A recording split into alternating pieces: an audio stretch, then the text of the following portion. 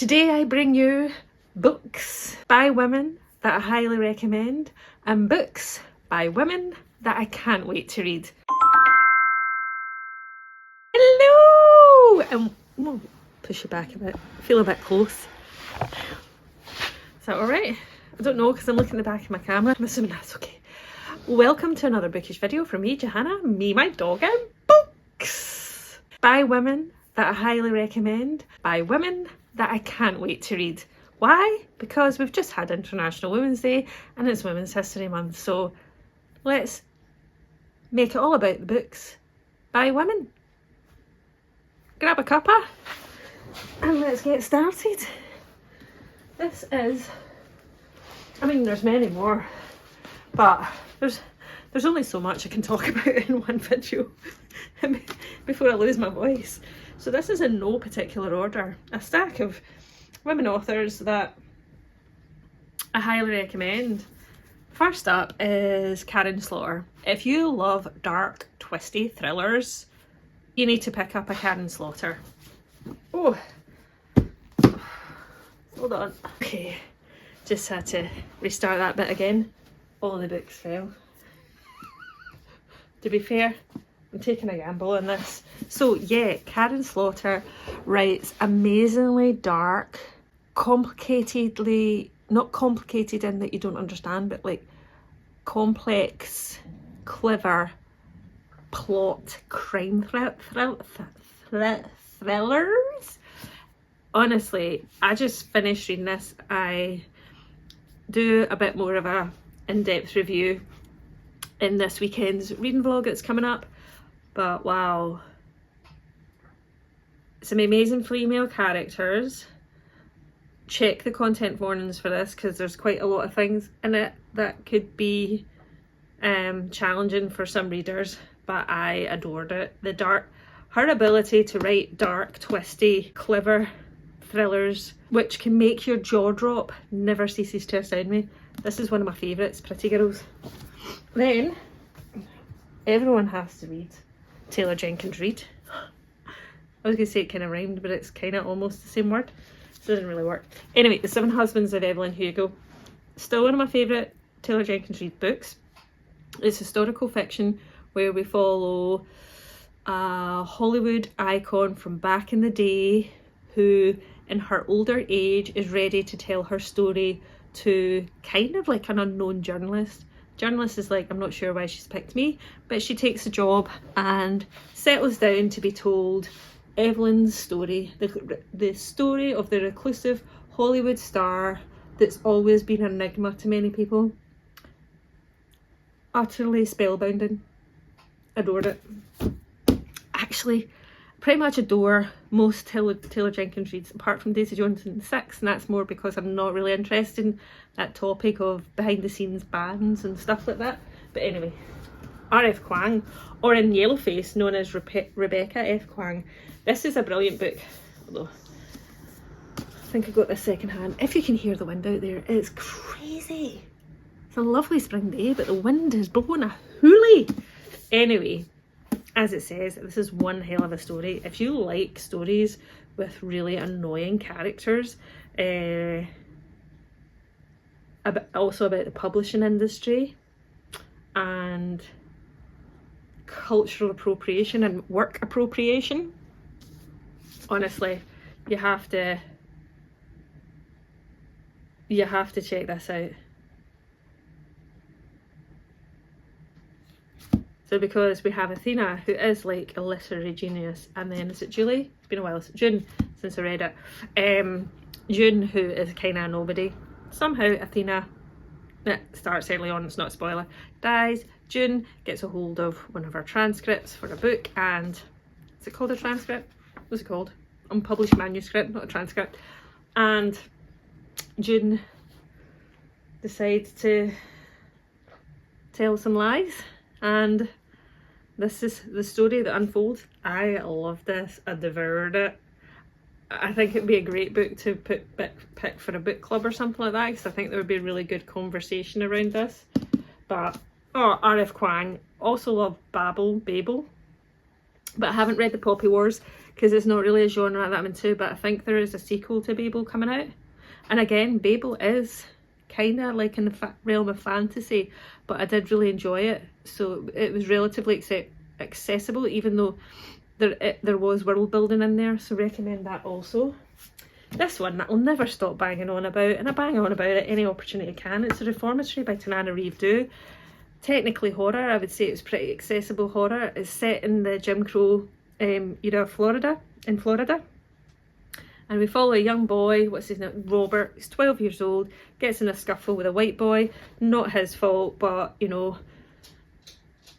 the white boy gets him, and his parent or whatever gets him, 12-year-old Robert, put into a horrible place called the Reformatory.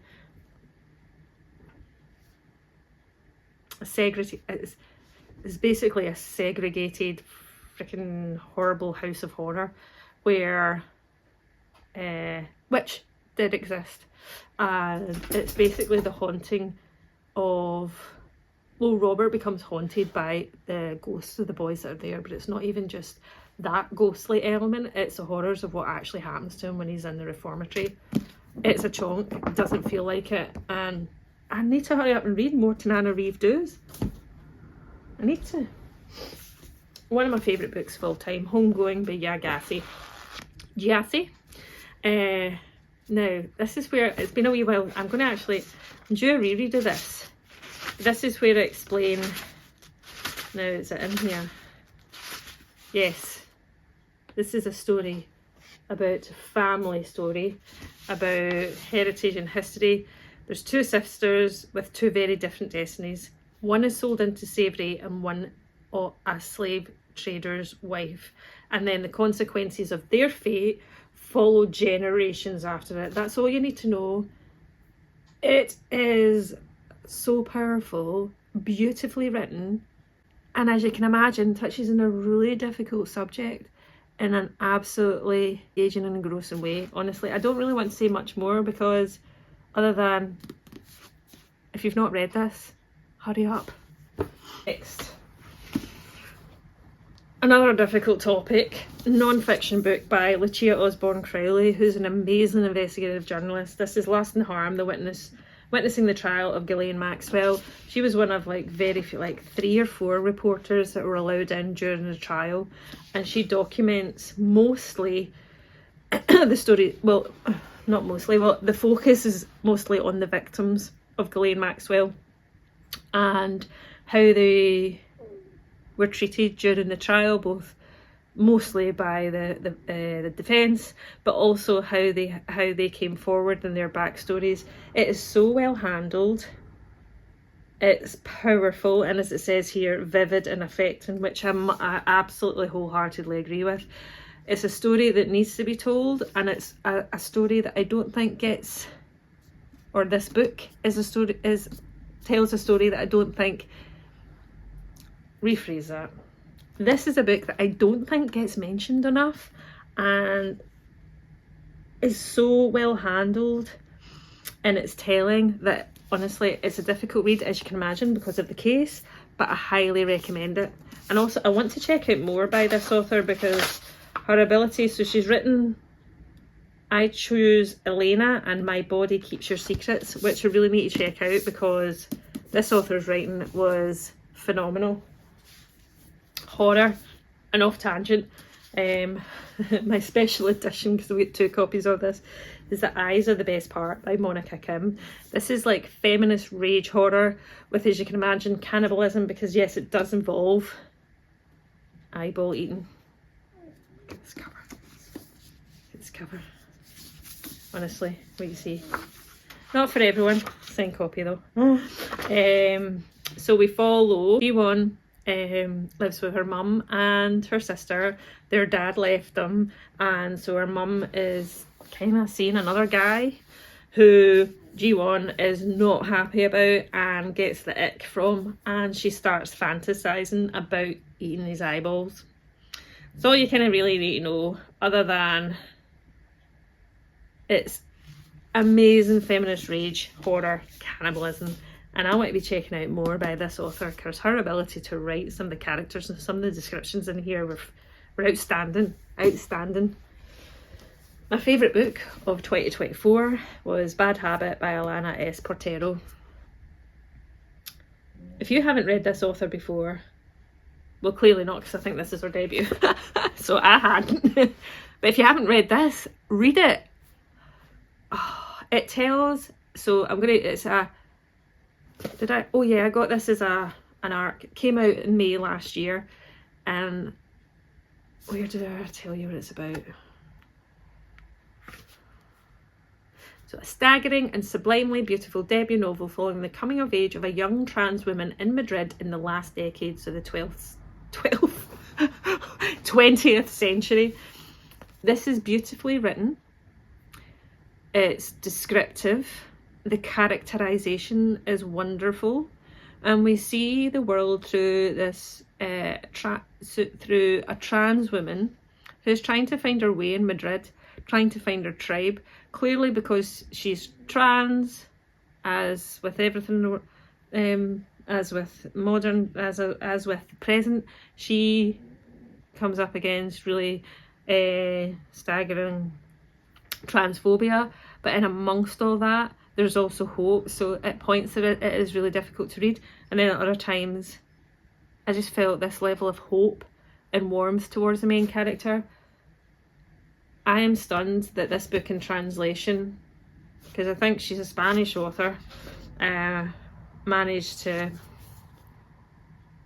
just absolutely grab my heart and not let go. Still my favourite book of 2024. It's 2025, isn't it? Yeah. I know, I'll stop. How many, like, if you've seen any of my videos, you know I talk about this all the time. Augustina Bazterrica, another amazing, she's an Argentinian author. She writes horror. This is amazing body horror. It's cannibalism in a world where humans can no longer eat animal meat because some sort of virus or something like this made it poisonous to us. So we start farming human meat. And one of the guys that works in said farm factory takes one of the human cattle home, and that's all you need to know. This blew me away. It still sits with me. I need to reread it. So anything Augustina Bazterrica writes. In the same case, anything that Tiffany Mcdaniel writes. She's written Betty. She's written, I've taken the books out there so there's gaps. The Summer That Melted Everything, haven't read that one. She's written Middle Grade, The Wand Keepers, highly recommend. This is still my fave. Then Betty, I haven't read the other one right enough. And this is kind of set, is it Appalachia? No, Ohio. 6 women, mothers, daughters, sisters gone missing. So drawing from the true story of women killed in Chillicothe, Ohio, Tiffany Mcdaniel has written a moving literary testament and fearless elegy for missing women everywhere. So it has that level because we follow two sisters who are just inseparable, and it's Arcade and Daffodil, or Arcade and Daffy as they're called. And they basically have quite a lot of generational ghosts that haunt their family, and so kind of in present day, as women start to go missing, that's all you should really know about this story, other than, like, this is my favourite cover. There's so many other covers to this, and apparently this certainly wasn't the favourite, I think, when they did market testing. It's still my favourite if you look at all the other covers of it, and honest to goodness, just read anything by Tiffany Mcdaniel. You will not be disappointed. In the same instance, read anything by Christina Henry. That's a whole other author that I don't read books from. No shade if you do. Kristin Hannah. The Four Winds is one of my favourite. So this is set in the Dust Bowl era, and you're following, always writes amazing women characters. And in this one, you follow Elsa in 1934. So she finally finds a family, a life she's yearned for, a home, a farm in the Great Plains, but then drought and everything threatens it, and that's where you get the Dust Bowl era of the Great Depression. Her husband basically so often leaves her with the kids alone, and she has to, like, fight for the land she loves and her kids and all of that, and basically fight her own way through courage. honestly, I don't cry much, but this made me well. As you can see, I've still got some tabbing in there. I also love The Great Alone was the first one I read by her. The Nightingale, which is set in the Second World War. This one. Have I read any others? I think there's still some others to read. The Women I'm about to read this month. I've not read that yet. This is going to fall over in it. Dodgy. And then last but not least, anything by Coco Mellors. She's only written 2 books, so you know you can catch up easily. But there is Blue Sisters is my favourite. She also wrote Cleopatra and Frankenstein. And this is a wonderful book about sisterhood. We follow 4 sisters who... Let's try to do a side pony. Didn't really work.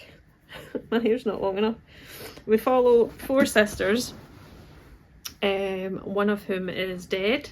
That's not a spoiler, find at the start. So we've got Lucky, Bonnie, there's another one, Avery, and then Nikki. Nikki is the one that's no longer with them. They all have different life paths. They're all a year on from grieving the loss of their sister Nikki, and they are all taking different paths to deal with that in a not a very good way. This was in my top books of 2024. 5-star read, still love it. So yeah, check out Coco Mellors and everything she's written. So those are books by women that I've read and recommend. And now here are the books by women that I really want to read. They're all from my shelves. So, in no particular order, just the order I managed to carry them over is The Lamb by Lucy Rose. This came out end of January. It's folk horror about a mother and daughter who are cannibals, live in the middle of nowhere, and intermittently they'll get passers-by who end up probably being their dinner. That's all I know. That's all I want to know, and I can't wait to read it. It's a debut. Then there's this one, which I started reading ages ago. It's an essay collection, and I need to pick it up again.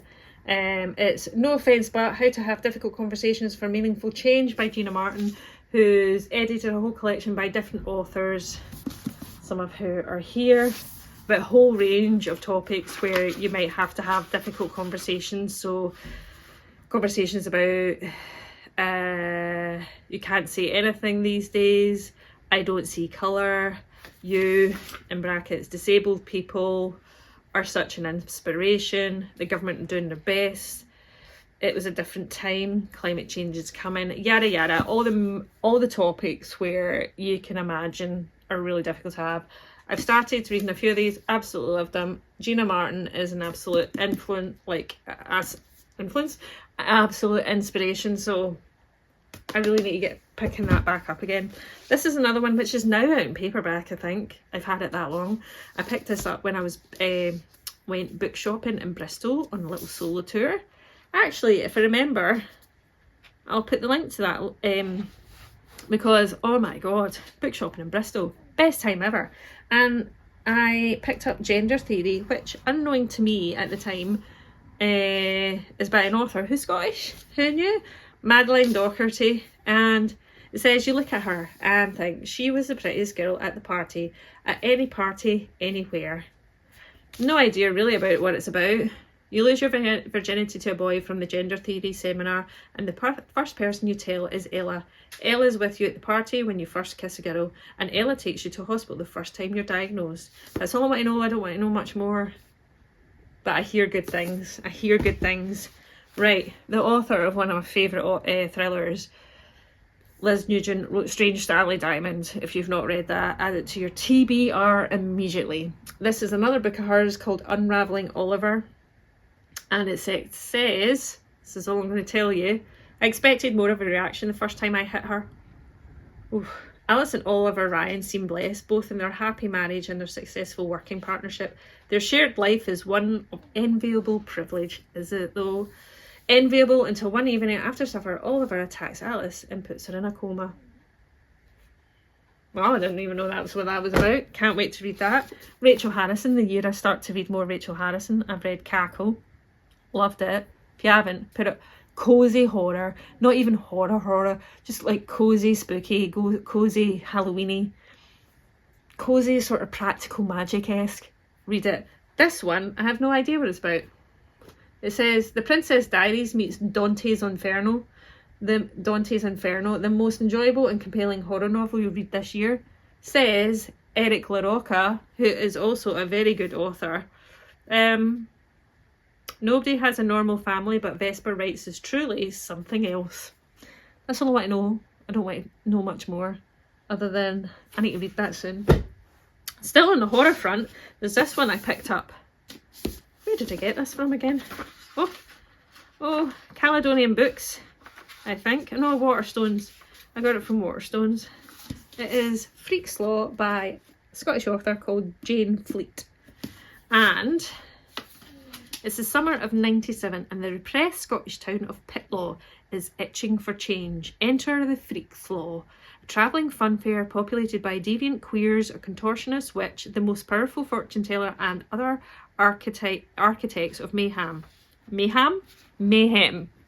It doesn't take long for the Freak's Law folk to infiltrate Pitlaw's grey world, where the town's teenagers, none more so than Ruth and Derek, are seduced by the neon charms and the possibility of escape. It says here, there was a bit, obviously, because, you know, language and stuff used in the beginning. It says, notes on language and representation. I've chosen to write a book about freaks, a group of people who have been cast out of conventional society for one reason or another, whether that's their sexuality, gender, race, weight or disability. In doing so, I wanted to honour the ways in which our marginalities are so often a source of power, community and triumph, rather than something we succeed in spite of. So I thought that was a nice acknowledgement, because obviously freak shows, as this alludes to, are very problematic. Then we have a new book which is coming out in May by Catherine Chigi, who wrote Pet, which was a very good book, The Book of Guilt. And it says, morning, afternoon, night, and the mothers are always watching. Prepare to open the Book of Guilt, the dark and unflinching novel of 2025. So there was a wee flyer in here that kind of roughly explains. Yeah, so I'll tell you a wee bit at the back, but I think this is like a cover. Meet Vincent, a thoughtful boy who loves reading. Every day Vincent wears yellow and takes his medicine. He recalls nightmares in the books of dreams. They will know if he's lying. He learns from the book of knowledge, and he mustn't question what he's told. He confesses his sins in the book of guilt, every single one. Vincent must always be good, because morning, afternoon, night, the mothers are always watching. So this must be Vincent, because there's also another boy who wears green, and another boy who wears red. This just sounds phenomenal. And then this one I did I pre-order it? Or did I just order it? It is by Virginia Fito. So actually some of these are new authors to me, I would say. Not all of them. Victorian Cycle. So basically we live in a world where it's 1800s in England, and Winifred Naughty arrives at Ensor House prepared to play the perfect Victorian governess. Whether creeping across the moonlit lawns in her undergarments or gently tormenting the house staff, Winifred struggles at every turn to stifle the horrid compulsion of her past. That is, until her chillingly dark imagination breaks the feeble boundary of reality one Christmas morning. She dutifully tutors her charges, tell them bedtime stories, and only jokes about eating children. Only jokes. But also, can we adore this cover? I've not read from this author before. I think her debut novel was Mrs. March, which I've heard of but not read. I need to get that out of the library. Another amazing women author is Juno Dawson. She has written non-fiction. She has written sort of speculative fantasy, which I love, which is Her Royal Majesty's Coven, and that was going to say it was a trilogy, but there's 4 books, I think. Am I wrong? Am I right? And she also writes YA, and this is one of her YA books that I really, really want to read. It's called Say Her Name. The truth is more terrifying than the legend. When Bobby and our best friend Nia are dared by their schoolmates to summon the legendary ghost of Bloody Mary, neither really believes that anything will happen. So they complete the ritual, chant Mary's name 5 times in front of the mirror. Why would you do that? And something is called forth that night. Something dark, terrifying, and out of control. So this is like of our young adult books. I've read her non-fiction. I've also read Her Majesty's Royal Coven and book 1 and 2. I don't think I've read 3, which is Queen Bee, so there must be a 4th one, I think. Anyway, highly recommend. Check out Juno Dawson's book, End Of. Then there's a new author, Emily Buchanan. So I got an arc of this, a proof. It comes out in July. It's called Send Flowers. And wait till you hear the synopsis. This is the whole reason I wanted to read this book. But also, Emily Buchanan on Bookstagram is just lovely. I sprinkled his ashes into the soil. I heard his voice for the first time since those early days when his presence never left my side. And now there is an enigmatic flower. This botanical anomaly. Ed, I whisper, looking up at the ceiling and searching with her eyes. I'm here. Fiona, better known as eco-influencer Foliage Fifi, hasn't left her flat since her boyfriend Ed died. She blames herself for what happened to him, for the failure of their climate activist group. But when Ed's favourite plant appears on the doorstep with an anonymous note, Fifi feels a glimmer of hope. Ed is back, but this time as a houseplant. Exactly. Then, obviously I mentioned Tananarive Due in my last stack of books. So this is another one of hers that I've got. I have no idea what it's about. When Hilton was a baby, his grandmother sacrificed her life to save him from drowning. 30 years later, he begins to suspect that he was never meant to survive that accident and that dark forces are working to rectify this mistake. And somebody got me this for my birthday. It was Jade, the lovely Jade on Bookstagram. So, need to read that. Then, let me start with one author I already have. I've read her book Deliver Me, amazing horror, which I've mentioned in my books of 50 plus horror book recommendations if you want to check it out. This is a range of short stories by Elle Nash, said author, and it says, beginning with a story of an ex-sex worker drifting through a small rural town in America's South, and ending with a young woman's wedding night who learns from her new husband what it takes to kill a man. I'm here for that. Elle Nash, highly recommend. Then this author, just because we have the same name, it is My Darling Dreadful Thing by Johanna Van Veen. If the dead can wake and walk among us, how can we know what is truly real? I mean, that's all I want to know. It seems gothic in merely its title. It's deemed a literary horror, but I'm just kind of like, it's just horror. So, and also the cover. So, want to read that author. And then a bit of non-fiction by this new author to me. Now, I don't know if they have written anything else before. Not to this I can see, which I might be wrong. You know how you normally get a list of their books. Anyway, it's called Feeding the Monster, Why Horror Has a Hold on Us. It's non-fiction about horror is being embraced by the mainstream popular culture more than ever before, with horror characters creeping into TV, TikTok trends. Yet even with the commercial and critical success of countless films and TV series, the genre over the last decade, loving it still prompts the question, what's wrong with you? Which is what a lot of people. So it's basically explores from books to TV and film, examines how the genre both responds to and fuels our feelings of fear, anxiety, pain, hunger and power. After all, each of us has our own monster to feed. So I got that when it first came out. Have I read it? Of course not, because that is my MO, but I need to read this author. And then last but not least is a book I am hoping to start today, actually. It came in a horror book, and this is a new author to me as well. It's Nina Veal, and it's Listen to Your Sister, a debut novel. And it says, equal parts haunting and humane, Listen to Your Sister moves through breathtaking velocity. I don't know what that blurb means, but let's see. 25-year-old Calla is struggling since becoming a guardian to her brother Jamie. Calla is overwhelmed and tired of being the one who makes sacrifices to keep her family together. Jamie is full of good nature. He's full of good nature, but he's a 16-year-old reckless and is usually off fighting for what matters to him and getting into mischief. Dre, their brother, promised he would help raise Jamie, but now the ink is dry on the paperwork in classic middle child fashion. Calla is left to deal with it on her own, obviously. The nightmare never stops haunting Calla. Recurring images of her brothers dying that she is powerless to stop. Their sister always warned them about her nightmares, and they really should have listened. But also, can we just love this cover? So, I'll try and lift these, and I'm going to drop them all again. And they're not all facing the right way. Oh. So this here are all the books by women that I want to read. And over here, now I don't know if I've put you back in the right position.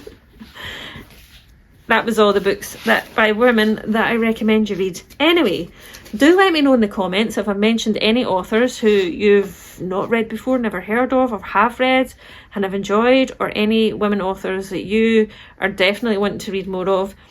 Since it's the wonderful month of Women's History Month, and we've just had International Women's Day. All days should be International Women's Day, and all months should be Women's Months. And let's not fighten the good fight for all women all of the time. Anyway, I hope you enjoyed watching. If you do, please do like and comment below. Give me, what would be a woman emoji?